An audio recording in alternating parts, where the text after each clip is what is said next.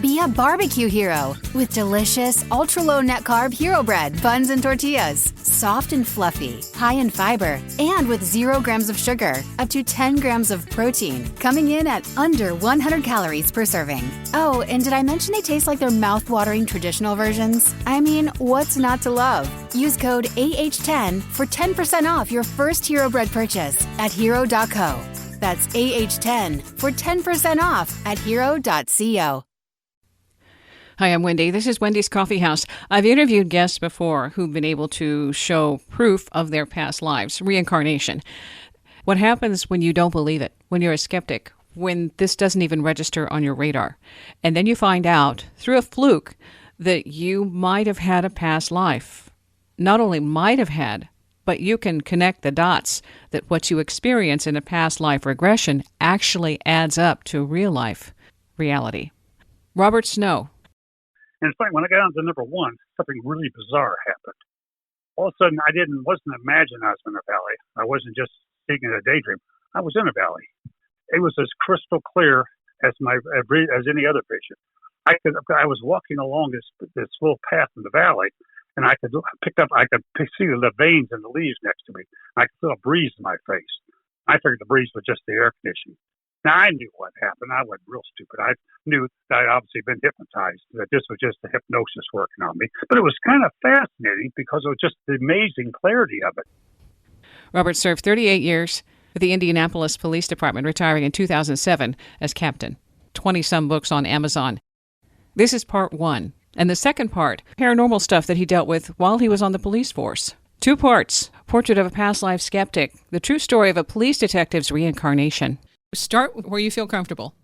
As I said, I was a police officer for 38 years at the Indianapolis Police Department, and I was a captain for 22 of those years. But really, growing up, I never thought about being a policeman. I never wanted to be one, never occurred to me to even be one. The only thing I've always wanted to be, from my earliest memories, was a writer. When I was 5 or 6, people asked, what do you want to be when you grow up? I said, I want to be a writer. And they, of course, they pat you on the head and say, well, that's nice. Like saying you want to be president to most people. Say, oh, that's nice. Let it go. But I always wanted to be a writer. But I was in the military during the Vietnam War, and I did my 4 years. When I got out, all of a sudden I needed a job. I'm recent discharged, needed a job. My brother had just joined the police department a year or so before that. So he said, hey, they're needing guys real bad. Everybody's still over in Vietnam, coming down and apply. It's a pretty good job, pays well. So I did, and so stayed there 38 years. And actually, it's very fortuitous because police work, it's a good job, good pay, good benefits, but also gave me tons and tons of material for writing.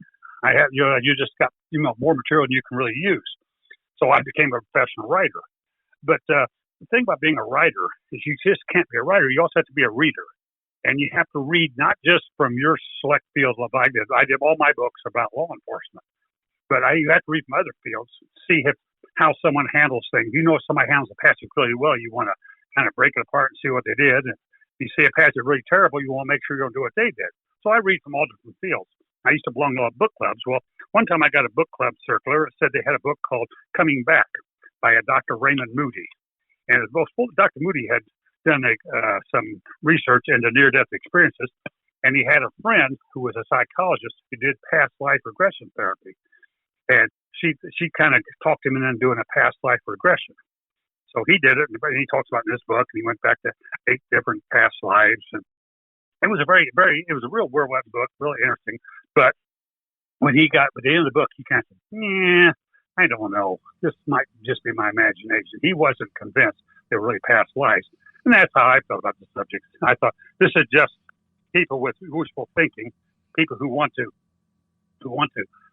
think that just because this life is terrible, it's not my fault. It's another past life's fault, not mine. So I always felt that reincarnation was kind of a belief for people, weak people who just want to blame their troubles on something else. So I forgot about the book pretty much and went on to other books. Well, a few months later, I was at a party. And I was talking to a lady, Kathy Graven. Kathy Graven was a police detective, but also a practicing psychologist. So we were making a little small talk about, movies we'd seen, what have you. Got around the books we'd read. And I remember this book, and I told her I'd read this book. And she asked me what I thought about it. It's kind of late in the party, and I had a bit to drink, and I was basically making fun of it. I didn't realize at the time that Kathy used past life regression therapy in her practice. And I was just kind of making fun of it, how silly I thought it was, what a stupid idea it was. So she basically got on the point, she said, well, you think so stupid, why don't you try it? She kind of, I said, nah, I'm not going to do that. She said, oh, you're scared. Now, you don't want to ask a man if he's scared. Of course you're going to say no. And, and basically got down to the point she finally said, well, if you're not scared, try it yourself. And finally, just to shut her up, I said I would. So she gave me a card with the name of a psychologist who practiced it. So, but the next day, you're much more sober and clear-headed and everything. I thought, I'm not going to do that. I'm stupid. I'm not going to do it. So I just basically just forgot about it. But it seemed like from then on, I would run to Kathy all the time. You see her, and she'd say, have you made the appointment yet? And I'd come up with some weak excuse, but no, I had 2 meetings and, so much to do, and I couldn't do it. But it's funny because before this, I'd maybe run to Kathy once every 2 months or so. But seemed like after this, I run to her every day. I'd see her, I'd think, I'd try and get away. I thought, oh my God, there she's down the hallway. I'm thinking, because after a while, your excuses really sounds feeble. So I'm trying, I fear I'm going to go the other way. Well, it got to the point finally I said, oh, this is bull. This is stupid. So I just finally called the lady. It was a Dr. Marion Griffith, the name she gave me. I finally called her and made an appointment. I thought, I'm just going to get this done. I don't have to go hiding from her anymore. So, but I decided also what I was going to do. I was going to bring my own tape recorder along.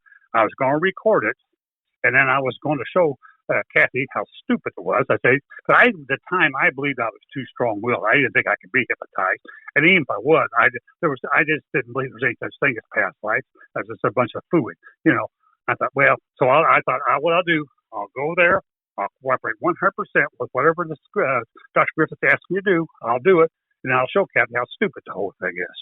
So I went and sat down and talked and met Dr. Griffith, and she was a very nice lady, very nice. And she asked me why I was there, and I told her I just thought that past lives regression was interesting. I wanted to try it. So she had no problem with that. So anyway, we just started talking, and finally after a while, she said, okay, you ready to start? So I'm sitting on this couch in her office, and she said, okay, now close your eyes. Can you see a balloon? Now I was sitting on the couch, and the light was coming in from the window to my right. And you could see a dot on your eye, a blob on your eye, a purple blob. But I knew it was just sunlight coming in. But I told her, yeah, I can see a purple balloon. She said, okay. She said, now we're going to get in this balloon, and we're going to take it up. So I want you to just imagine it. So I imagine me getting the balloon, taking it up. So we take the balloon up. And here's enough. But at the bottom of my eyelids, I could see little points of light. But I figured at that time it was just reflection off the floor. I didn't think too much about it. So anyway, she said, okay, now we're in the balloon. I want you to take it down. She said, there's a control up ahead. And in mind, imagine reaching up and pulling the control, bring the balloon down. So, okay. We did this probably 12 to 15 times. And nothing happened. And I was thinking to myself, this is what it is. This is stupid. There's nothing happening. Absolutely nothing happened. She said, pull the balloon down. I'd imagine pulling. She said, where'd you land? I said, nowhere. Nothing happened. And I figured, well, the problem is this is her daydream, not mine.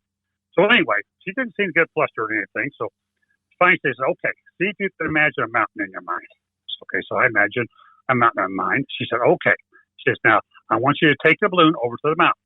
Well, interesting enough, I don't know if I was tired or trying to, to do what she asked me to do. But finally, I could see myself laying a balloon. But again, it was not clear thought, or it was just kind of imagination, laying myself on a mountain. She said, okay, what do you see? She said, there's enough. I could see a log cabin. But it wasn't real clear or anything. It was kind of like a imagination daydream type thing. But the interesting part was the logs are going vertically rather than horizontally. One of my writers later wrote to me and told me that was the French method for building log cabins. So anyways, Dr. Griffith said, go into the cabin. What do you see? Well, I didn't see anything. Again, this is her daydream. I said nothing. She said, imagine a meal, and okay, imagine enjoying the meal, and so forth. So I'm trying to do everything she says. That was my plan, do everything she said so I could show how foolish this was. So she finally, the meal's over. She said, okay, now, you're going to come out of the cabin. There's 12 steps walking down to the valley. I want you to walk down the stairs, and I'll count as you walk down. So I start walk down. So, start to imagine in my mind walking down some stairs. And she starts counting. She goes, 12, And it's funny, each number got longer, 11, 10, 9. And I just think to myself, how silly this all was. How really silly and foolish this was. But anyway, she counts. And it's funny, when I got down to number 1, something really bizarre happened. All of a sudden, I wasn't imagining I was in a valley. I wasn't just seeing a daydream. I was in a valley. It was as crystal clear as any other vision. I was walking along this little path in the valley, and I could see the veins in the leaves next to me. I could feel a breeze in my face. I figured the breeze was just the air conditioning. Now, I knew what happened. I wasn't real stupid. I knew that I'd obviously been hypnotized, that this was just the hypnosis working on me. But it was kind of fascinating because it was just the amazing clarity of it. I could see every leaf and every tree. I could, like I said, look close up. I could see the veins in the leaves. And she said, okay. She says, as you're walking along, she says, look down, describe yourself. So I looked down, and I could see a bunch of hairy legs and dirty feet. And I was wearing fur. In my left hand, I had it look like a piece of a big tree limb. Now, everybody has seen movies and TV programs about cavemen. You know what it is. And I thought, boy, again, I'm thinking just the hypnosis, just bringing up something I seen on TV. Now, it was kind of funny. It was just kind of like, you can go to Disney World, other amusement parks. You can get on a virtual reality ride, and it looks really real. I mean, it looks real to you, but it's not. And I thought this is just a hypnosis, bring up old memories of movies or TV or something like that. But it was, and then reorder them into a story. But to me, it was fascinating, only because of how clear it was. And I was really enjoying this because, again, it was like the coolest ride you'd ever been on, even though you knew it wasn't true. But then suddenly, all of a sudden, I could see what the person's body I was having. I could see what he was thinking. And it was like it was two separate parts of my mind. I knew what Bob Snow was thinking, but I also knew what this person's thinking. And I heard it, and all of a sudden I started talking without knowing I was going to talk. Usually when you say something, you got a few half seconds or so to think what you're going to say before you say it. In this case, I didn't. I just blurted it out. I said, "This is where I live. I live in a cave up on the hill." And I was kind of stunned because I didn't know I was going to say that. So she said, "Okay." Says, go to your cave, go up to your home. Now, I didn't have to walk up there. It was just a split second. And I was staying in front of the door of the cave, looking at the cave. Then something really kind of amazing, kind of almost halfway frightening, scary, is when I walked in the cave, I could smell that whoever was there wasn't very hygienic. The cave just reeked. It was just smelled really bad. And I couldn't figure where that was coming from. And I figured this hypnosis has really got me in deep. So anyway, we talk about this and everything. She said, "Okay, I want you to go to your death. Go to your death." And so this and this. I said, "Okay." So, but what happened? And I'd have maybe 3 or 4 or 5 seconds of just fog, gray fog. Then it come back into focus. When it came back, I wasn't in the body anymore. I was floating above, and I could see a skinny little man laying on the cave floor with fur on. He was just coughing and hacking and shivering. I knew that was me. That was me, and I was dying. And so Dr. Griffith said, "Okay, what did you learn from this life?" And again, before I knew I was going to say anything, I just blurted out, I had to learn what it's like to be totally alone. I had nobody in this life. I was totally alone my whole life. She said, "Okay." She said, "Now go, you see a light with a valley." And I looked up, and sure enough, there's a real bright light with a valley. She said, "I want you to go into the light and go to a life when you did have someone, when you had someone close." So this is fun. This is again like a neatest ride I've ever been on in my life. So I go into the light, and again, there's 4 or 5 seconds of just gray fog. You can't see anything. And when I come out, it was sort of like, people might remember this anymore, but older people remember you used to go to the movies sometimes, and the movie would be all blurry for a second, then snap into clarity. Well, that's what this was. I came out of the gray fog, and everything was kind of blurry, but then it snapped back into focus. I looked around. Dr. Griffith said, "Where are you at?" I said, "I'm on a city street." She said, "You know what year it is?" And I didn't know what year it was, but I could see there were horse-drawn carriages and gas lights. But I was in a big city with tall buildings around me. So I figured probably the middle to late 1800s. She said, "Okay, describe yourself." So I looked down and I described myself as well-dressed, and had a walking cane. She said, "What are you doing? What are you going to do?" I said, "I'm meeting a woman." She said, "Okay." She said, "Go ahead and meet the woman. Now what happens?" I told her, I said, I meet a woman in a red dress, and we go to an outdoor cafe. and I ordered a glass of wine. She ordered some kind of special water. So we went through this scene for a bit, and Dr. Griffith said, okay, said, I want you to go 5 years in the future. So I went 5 years in the future, and again, it was a great fog for 5 seconds. And all of a sudden, I'm in the hallway of the looked like apartment building, and I'm having a really vigorous argument with a woman who I told Dr. Griffith I thought was my wife. We were arguing. We had a really serious argument. So I just turned and walked away. I walked down the hallway into a room, and I could see it was an artist studio. It was a long room, the whole roof of skylights, and there was a whole wall of windows on the right. The room was filled with dozens of paintings, dozens of things. Then again, as with the caveman, I could suddenly understand. I suddenly knew what this person was thinking. I knew I was an artist. This is how I make my living, doing art. She said, Doctor, so I described it all, Dr. Griffith again, and she said, okay. She said, now go 5 years in the future. So I go 5 years in the future, and I'm at a party, and I'm not sure what this party is all about, but I'm the biggest honor because everybody's congratulating me and shaking my hand, telling me, oh, congratulations. I had no idea what it was for, but I could feel what this person invited him when he felt. It was a moment of really intense happiness. I mean, he was just like this one of the happiest moments of his life. Now, again, I'm not sure what he did to accomplish this, but he was the guy, like I said, the guest of honor, and he was just extraordinarily happy. So Dr. Griffith says, I described it to her. Doctor said, go 5 years in the future. But I didn't. I stayed there for a while because you think about how often in your life do you ever get this sense of real happiness? I mean, maybe your wedding or your birth, your first child or so, but you don't have that often in your life. And it really felt good to be there. And I stayed for it. Dr. Griffith had told me about 3 times. He said, go 5 years. And that's the interesting thing. People seem to think under hypnosis, they've seen too many things on TV and the movies, how they go, the hypnotist makes you cluck like a chicken and all this. That's not really so. You're in hypnosis. You're still in control. You know what's going on. You're just tapping your subconscious mind, but you're still in control. So anyway, Dr. Griffith, finally, he said, go 5 years. So, okay. So I did. And I went to, I found myself in a very huge garden. And I was painting in a huge garden. So I described this to Dr. Griffith. She said, okay. So now I want you to go to your death. She said, go to your death and tell me what happens. Okay. So I see myself laying on a bed, and I died.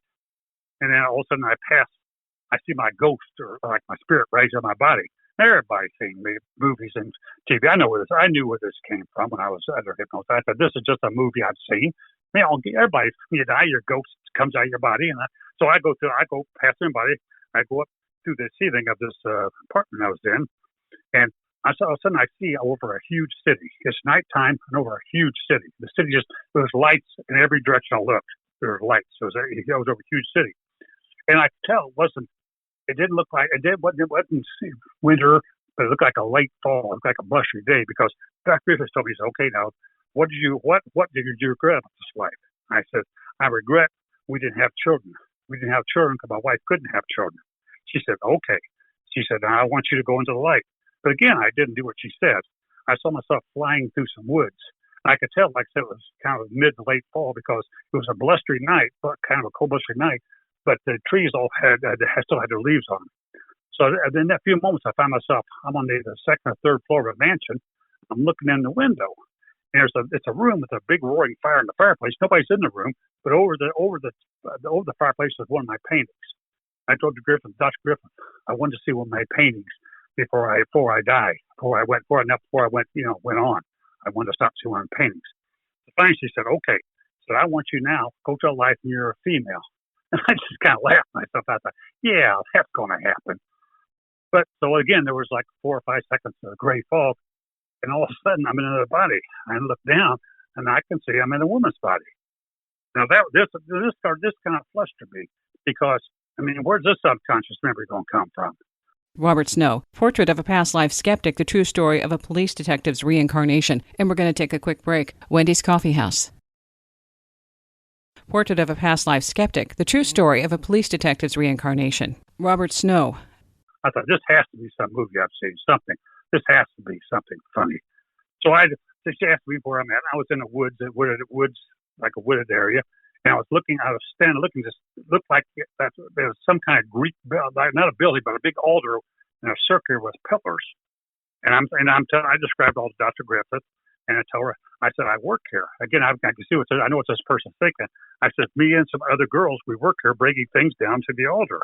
She's asked me, she says, where you at? And before I could even think or say anything, I said, I'm in Greece.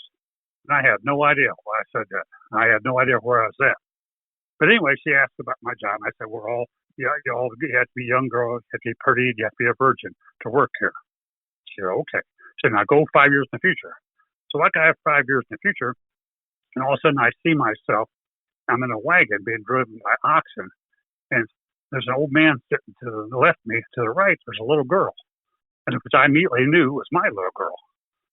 So I don't know what had happened. Apparently, I obviously wasn't a virgin any longer, and I wasn't qualified for the job, and they either sold me or gave me to the old man. But anyway, the little girl sitting next to me, I recognized her as someone from my present life. It was my daughter, my stepdaughter, but it wasn't the age she was. At the time I had the regression, she was a teenager in high school. She was the age it was when I married her mother. Just a little blonde girl there. I thought, dang, that's my stepdaughter. But again, I'm still thinking this is wild. This is neat and wild, but again, this is just my memories. So anyway, we get to the farm and the old man dies, but he dies pretty soon after we get there. And so what I do with my daughter is I take her back to the altar and I give them to her. And I'm trying to tell it's funny because I can know what this person's body is thinking. And I know this person realizes that I'm not really being kind or good to my daughter. I keep telling them it was a good thing to do because she'd be fed and taken care of over there. And so I was really doing her a favor leaving her. But what I felt instead was tremendous guilt. I felt this awful, awful, heavy guilt. I knew what I was doing was abandoning her because it'd be a lot easier for me to move along without a little girl tagging along with me. So anyway, I'm just feeling this awful guilt. And Dr. Griff said, okay, says now go to your death. So what apparently I had moved on to some fishing village. So I saw myself in the water, and I could feel I had nets, like fishing nets, tied around my leg, caught around my legs, and I was drowning. And interesting, for a few moments, I could taste salt water. And again, I thought how really bizarre this was. But finally, after I talked to Dr. Griffith about everything, and then I still had this awful guilt, she said, okay, so now I want you to go into the life you lived before you were Bob Snow. Go into your most recent past life. Believe me, I was glad to go in light this time. I mean, the guilt, I felt like there was bricks on my chest from the guilt of this thing. And I kept thinking to myself, how silly is this, Bob? How foolish and silly is this? There's no guilt. This is not real. But I was really glad to go to the light. So I went to the light, and about 4 or 5 seconds later, all of a sudden I find myself, I'm back in the painter's body. And I'm painting a portrait at that time. But interesting enough, it was a portrait of a hunchback woman. And I'm thinking, now where could I have seen this at in my life? Where could this come from? What memory could this have come from? But interesting, as I was painting, I could see every brushstroke. That's how clear the regression was. I could see every brushstroke in this painting, and I could see I was just about finished. I say, Dr. Griffith, I don't like painting portraits. I hate painting portraits, but I need the money. And I could feel this person. That's what this person felt. The person felt this desperate need for money. I kept saying, I don't like painting portraits, but I have to. So Dr. Griffith and I said, okay. So go 5 years ahead. So I went 5 years ahead. The next thing, I'm having a real vigorous argument with someone about poor paint, about poor lighting on one of my paintings. My painting is being exhibited, but I thought there was poor lighting for it. I'm having this real vigorous argument. And so we talked about that for a while. She said, okay. I said, go 5 years ahead. So I go 5 years ahead, and I'm standing in a small garden, and I look at there's a house up in the hills, real close to it. So I walk into the house, and my wife's there playing the piano for people standing around. So I described everything to her. She said, okay, go 5 years ahead. So during the gray fog in between the scenes, all of a sudden I blurred out, she died of a blood clot. The doctor said she died of a blood clot. Now, I had no idea who this person is talking about, other than he felt tremendous grief and sadness over this. And I almost felt like I wanted to cry. I don't know who the person was, but obviously it was a woman who was very, very important to this man. But I didn't know what the time it was. Then, before I could get to the next 5 year thing, my recorder, I'd go along, snapped off, opened my eyes, and that was over. And now, I'm really feeling kind of flustered because I came here thinking absolutely nothing's going to happen, zero. And all of a sudden I had this really extremely vivid regression. I didn't really think it was regression at the time, but it's really very vivid hypnosis. And it's all on tape, right? It's all on tape. Yeah. It was all on tape. Yeah. and I just felt I didn't know what to do at the moment, only because I hadn't expected this at all. I still didn't believe it was anything real in my subconscious mind, but I hadn't expected that kind of clarity. So anyway, Dr. Griffith asked me, he said, "Do you see how this relationship in life?" And I really couldn't at the moment. I just kind of flushed and finally got out of there. And I went and sat in my car. I sat in my car for maybe a half hour trying to think about this. And I'm trying to, figure out where could this have come from. These are not memories I can remember. Nothing of this thing is anything I can remember happening. Where did this all come from? And the funny thing, for the first couple of years after regression, if I closed my eyes, I could still see every scene just as clear. I could see if I imagine myself painting a portrait, I could still see every brushstroke in the portrait. And I'd close my eyes and I could still see it. It really bugged me. I thought, what the hell's going on? What was this? But finally I said, "Bob, this is just the hypnosis playing tricks. Let it go." I said, "Just let it go. Don't worry about it." That sounds good, but I really couldn't.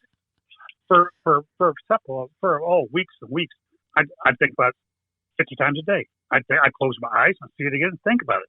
And it really started bugging me because I couldn't stop thinking about it. I'd dream about it and think about it constantly. And it got me worried because I could see I was becoming obsessed. And believe me, as a police officer, I have seen a lot of people obsessed. And when you have a serious obsession, it really doesn't always turn out real well for you. And I knew I needed to do something about this because I simply could not stop thinking about it. For weeks, I could not think. That's all I could think about. So I said, what I need to do, I need to find one of the two paintings, the Hunchback Woman painting or the painting I'd seen over the fireplace. It was a still life, had fruit and bottle and a big sun in the background. And I thought, well, if I could find one of these two paintings, explain everything. Because on the sudden, I'm like, oh yeah, I saw this at an exhibition somewhere, and they had a little bio of the artist, and that's where it all comes from. I thought that would be easy. That's what I thought. So I made a plan. I would go to the library. Now, this happened during pre-internet days, so you just couldn't go and put Hunchback painting in a search engine and find this. This happened before the internet came around, and so in those days when you wanted to do research, you went to the library and pulled books off the shelf. And that was what I planned to do. I thought I'd go to the library, go to their art section, and start hunting through books. I figured they had to be at least semi-famous paintings, or I would never have known about them. I'm not an art aficionado. I don't know that much about art, really don't. So I figured I would paintings explain all that I'd remember. And then all this would just be a hypnosis, just bring up old memories, and reorder them to make a good story. So anyway, but the problem was I didn't realize how many art books the Indianapolis Public Library had hundreds of them. But I spent several months and I went through every single one, every single art book. Didn't find either painting. So that kind of bugged me. I thought, gee, it should be here. So what I did, I started going around the bookstores. And I thought, B. Dalton, and of course I don't think they're around anymore, but they were then. And Barnes and Noble. And I started looking at their art books, figured they had something within the library. I still didn't find any. Still didn't find them. So I thought, I couldn't. I thought, God, they had to be. They have to be here somewhere. So I even called around several galleries and other things and described the paintings to them and asked if they knew about them, they existed, and where they were. But I found something interesting. In pre-internet days, there was no listing of paintings anywhere. You had to know. Now, if you wanted a Van Gogh or a Rembrandt or something, of course you could find out. Everybody knew where they were at. But lesser paintings, you had to basically know where it was. You had or know somebody who might have known where it's at, because otherwise you couldn't find it. So I was kind of flustered there. I even went back to Dr. Griffith for a second session, hoping we could pull up the artist again, maybe get a little more information so I could figure out where I knew about him from this life. But interesting enough, during that regression, I went back to old 3 or 4 past lives, but every time she tried to get me to the artist's life, nothing would happen.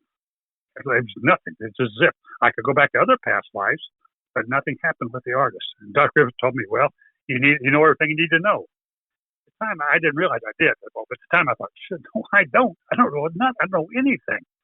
So anyway, I finally decided, well, boy, maybe you need to find out what happened during regression. So I went to a new age store in Indianapolis and got a couple of books on past life regression. And maybe I could read up and see what happened. And a couple of the books I took, I saw they had a kind of like a dialogue thing for self-hypnosis. And it looked very similar to Dr. Griffith's, where she asked you to imagine a lot of things and visualize them, describe them. I thought maybe I could try that. And believe me, I found out something. Self-hypnosis is a lot harder than you think it is. It was really a lot harder. I did it probably a dozen times, and only twice I could feel myself going into the same state I was in Dr. Griffith's office. I could see myself going into it, but then it only lasts 2 or 3 seconds. I'd see the number 1, then be like a balloon popping out. Twice I saw the number 1917, but that was it. I had no idea what that meant. So anyway, I finally said, I was in charge of homicide at our police department. I was the commander of homicide branch for quite a while in the police department. And when I was there, we had an 83% clearance rate, which at that time was remarkable. But that still means every year, 17% of people get away with murder. So I figured that's what's going to happen here. I'm just not going to have enough evidence to close this case. Mm-hmm. I'm going to have to put it on the shelf. And that's what we do at the police department. If you have a murder and you run through all the evidence, there's nothing, you do what you call deactivate it, put it on the shelf. But just never forgotten, if new evidence comes along, you can pull it shelf and reopen it. And I thought, well, I don't know if new evidence ever come along, but I had to put it on the shelf. I told myself, Bob, you've done everything you can do, just forget about it. Well, that sounds good. I still couldn't. I still thought about it constantly. I thought about it all the time. But anyway, a couple months later, it's my wife's and my anniversary is coming up in April, and we wanted to go to somewhere neither one's ever been. So she called me one day at the office and said, "Hey, what do you think about New Orleans?" I thought, well, that sounds like fun. New Orleans, I've never been there. She'd never been there, so like fun. So we made plane reservations, hotel reservations in New Orleans. Now, the first 4 or 5 days we were there, we did a lot of history stuff. My wife's a real history buff. And believe me, you can't throw a rock in New Orleans or hit something historical. We went there plantation after plantation, to Battlefield 1812, what have you. And at nighttime, we go down to the French Quarter and have some drinks and, listen to bands and everything. And I know it's kind of interesting. When you go down, we'd go down to the French Quarter, it'd be evening. But there are a whole lot of really neat stores in the French Quarter, which are closed then, but are open during the day. So anyway, the last day we were there, our plane didn't leave till evening. So I told her, why don't we go window shopping in the French Quarter? And she said, that's not a good idea. So we went basically looking. They have all kinds of neat, really beautiful antique stores and, memorabilia stores. And we went through all those. We finally got down to Royal Street. Royal Street this time in New Orleans was all art galleries. So we went to the art galleries, started looking. And some of them, they were big art galleries, and had some amazing paintings and beautiful stuff. Nothing I could afford on a policeman's salary, certainly. But so we started walking down the street, look one art gallery. We get out the end of the street, there's a little small 2-story gallery there. We walk in, and it had a big sign that said modern art upstairs. My wife's a fan of modern art. I'm not. So I watched. She went upstairs, and I walked along the floor. And I'm walking along looking. I don't recognize any of the paintings or any of the artists. Again, I'm just walking along and just looking. And I get to the corner, there's a portrait on an easel in the corner. And I walk by and give it a glance. There's like a window glass wall. I turned around. There's a portrait of the hunchback woman. Let me tell you, I was a policeman for 38 years, and I've been in a lot of scary, frightening situations, a lot of them. But in situations in the police department, you can get into frightening, scary situations, but you have training and experience on what to do and what to do in the situation. In this case, I didn't. I had no chance. I stopped. I was so flustered. I looked at it, and then I thought, no, Bob, no, that's impossible. This just looks like the painting. It's not the real painting. It's not the one you saw, but one looks close to it. But then, like I said, I can still close my eyes. So I closed my eyes, and I could still see every brush stroke. And I opened my eyes, and I knew that was a painting. Now, let me say something. This is too big a coincidence to be a coincidence. Police officers don't believe in coincidences anyway, because so very often we find you have a case where it's a big major coincidence. It's usually someone trying to make something look like a coincidence. Now, it's not a real coincidence. They want you to think it was. But that didn't make any sense in this case. I mean, who would want to make this a coincidence? So I stood there for, I don't know, gosh, for a long time. I'm staring at this painting. I didn't know what to do. I don't think I've ever been so frightened in my life. Because these things don't happen to real people. They happen in the movies. They happen on TV. Yeah, sure they do. But not in real life. So I started toying with the idea maybe I'm not really here. Maybe I'm in a nursing home or a hospital. I got wires hooked up, and I just thought this is just a delusion. I was desperate. There's got to be some explanation to this, but to be hunting, to see a painting in regression, to search for it all that time, and it just stumbled into my accident. Nah, that was too big. I had no idea. I just stood there and looked and looked. Well, after about 4 or 5 minutes, a salesman walked over. He must have saw me looking at things so long. He says, "I bet you're thinking how nice I look over your fireplace." I remember thinking to myself, "Yeah, I want a picture of a hunchback woman. I don't know my fireplace." But anyway, I said, I don't recognize the artist. I said, "Who's the artist on this?" He said, "Well, hey, come over here. I got a little short bio on him." So he took me over to his desk, and he brought out this little piece of paper that had a paragraph. The guy's name was J. Carroll Beckwith. And I started reading the bio, and all of a sudden I started finding confirmations of what I'd seen. I started from there and wonder whether there was a painting of the Hunchback Woman. And interesting, he was born in 1852. He died in 1917. I remember my two self-hypnosis, the 1917, and I found that the artist had lived during the 19th century, that he had won awards.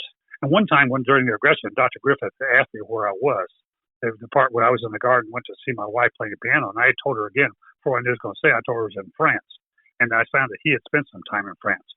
Now, for a moment, this is getting scarier, but I'm thinking, now, Bob, come on. You've seen this painting somewhere. You've seen the biography of the artist. That's all it is. That has to be what it is. Now, that's why you could recall these things.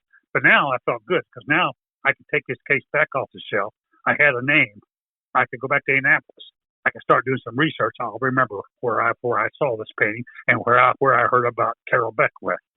So anyway, I went back there. When I got back to Indianapolis, I went to the public library and told her I was looking research on Carroll Beckwith. The librarian was very helpful, but there was really nothing. She couldn't find hardly any. There were very, very few mentions of the indie books. He simply wasn't that famous. He was a painter from the late 1800s, early 1900s, who painted mostly portraits.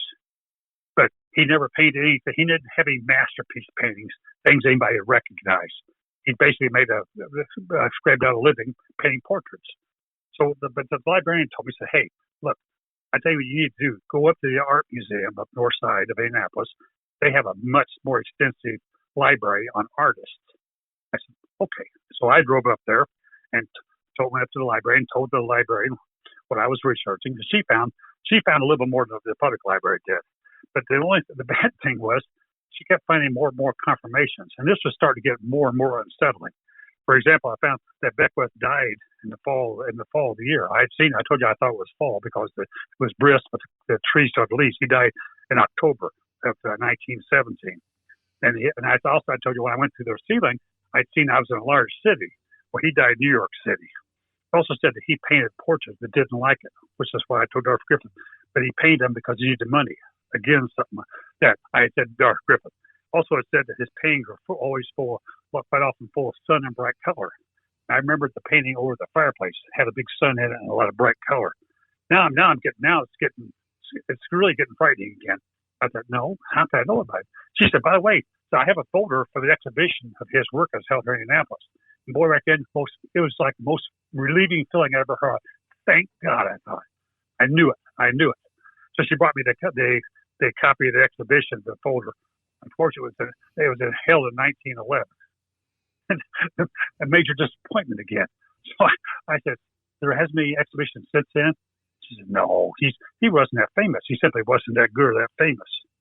So now, but interesting enough, on one of the little piece of information she got from me about Beckwith, there's a footnote. It said this information came from the diaries of J. Carroll Beckwith that are held at the National Academy of Design in New York City.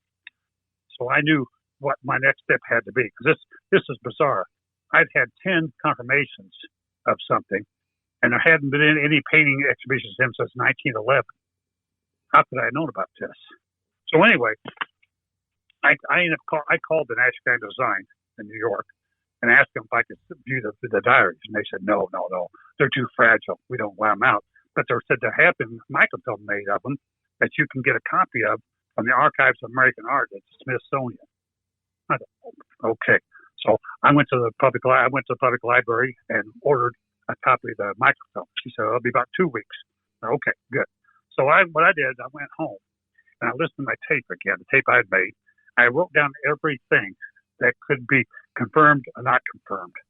I ended up having 28 things that I could confirm or not confirm. But what I was looking for at this point wasn't more confirmations. I wasn't looking for that at all. What I was hoping to find was a negative factor. In other words, I said we couldn't have children. My wife couldn't have children. If he had 34 kids, let me this whole thing is baloney. I mean, there's something goofy. There's not real. If he had kids and I say he didn't, then, he did, then I know it's not real. This is not a real regression to a real past life. This is something else. God knows what, but it's not real. Or, for example, I saw him drinking wine. If he's a teetotaler or didn't drink wine, again, I got it. So I thought maybe if I get his diaries, then that would answer that. I'd find some denying factor, something to prove this wasn't real. So anyway, about 2 weeks later, I get a call, and they said the microsome's here. So I went down and got them.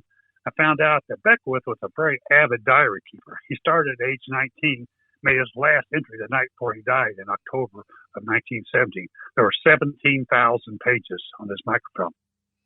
We're going to pick up with part 2, and that 17,000-page diary that he continues to research and connect dots with, and finds out some fascinating information with some celebrities involved in Carol Beckwith's history. Mark Twain, he mentions him, and Oscar Wilde.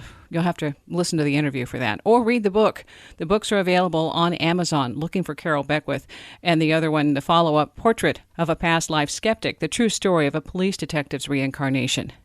I'll put links in the description, and you can follow up. I also have some information on my blog at Talking to Nightlights on WordPress. Be sure to follow up with part 2, and thanks for listening.